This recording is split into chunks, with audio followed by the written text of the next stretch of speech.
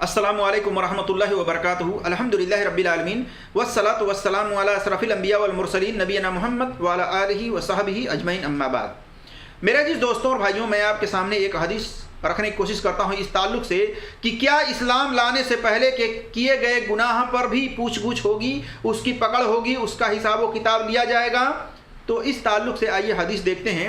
عبداللہ ابن مسعود رضی اللہ تعالیٰ عنہما بیان کرتے ہیں کہ ایک شخص نبی صلی اللہ علیہ وسلم سے سوال کرتا ہے، پوچھتا ہے، یا رسول اللہ صلی اللہ علیہ وسلم، ہم نے جو گناہ اسلام لانے سے پہلے یعنی زمانے جاہلیت کے دور میں کیے ہیں، کیا اس پر ہم سے مواخذہ ہوگا، اس پر ہماری پکڑ ہوگی؟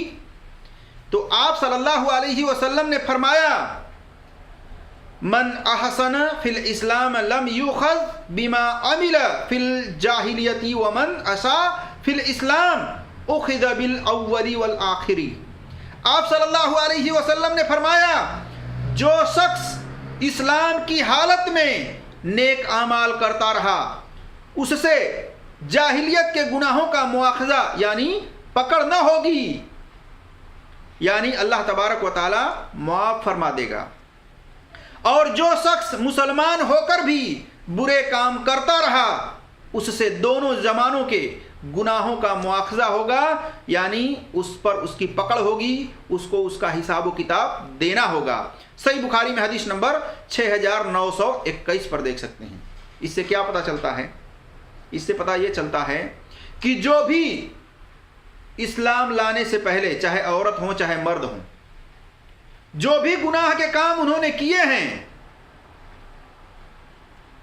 اسلام لانے کے بعد اگر وہ گناہ سے بچتے رہے، گناہ نہیں کرتے رہے، تو زمانے جاہلیت کے گناہوں پر پکڑ نہیں ہوگی، اس پر پوچھ گچھ نہیں کیا جائے گا، اس پر حساب و کتاب نہیں ہوگا۔ یعنی زمانے جاہلیت میں جن لوگوں نے اسلام لانے سے پہلے جو بھی گناہ کے کام کیے تھے، اسلام لانے کے بعد وہ تمام کے تمام گناہ اللہ تبارک و تعالی معاف فرما دیتا ہے۔ لیکن اسلام لانے کے بعد، مسلمان ہونے کے بعد سے جو بھی عورت مرد گناہ کے کام کرتے رہے تو ان لوگوں سے زمانے جاہلیت کے اندر کیے گئے گناہ کا اور اسلام لانے کے بعد کیے گئے گناہوں کا، دونوں زمانوں کا، دونوں دور کے وقت کے گناہوں کا حساب و کتاب لیا جائے گا۔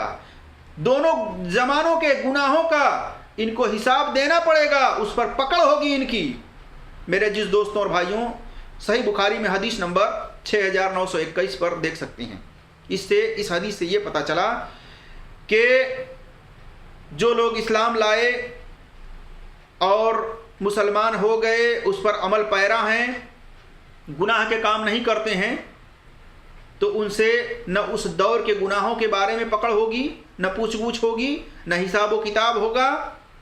لیکن مسلمان ہونے کے بعد جو لوگ گناہ کے کام کرتے رہے تو ایسے لوگوں سے زمانے جاہلیت میں جو کیے گئے گناہ ہیں ان کا بھی، اور اسلام لانے کے بعد بھی جو کر رہے ہیں گناہ، اس کا بھی، دونوں زمانوں کے گناہوں کا حساب و کتاب دینا پڑے گا۔ اللہ تبارک و تعالیٰ سے دعا ہے کہ اللہ تبارک و تعالیٰ ہم تمام مسلمانوں کو گناہ کے کام کرنے سے بچائے، آمین یا رب العالمین۔ السلام علیکم ورحمۃ اللہ وبرکاتہ۔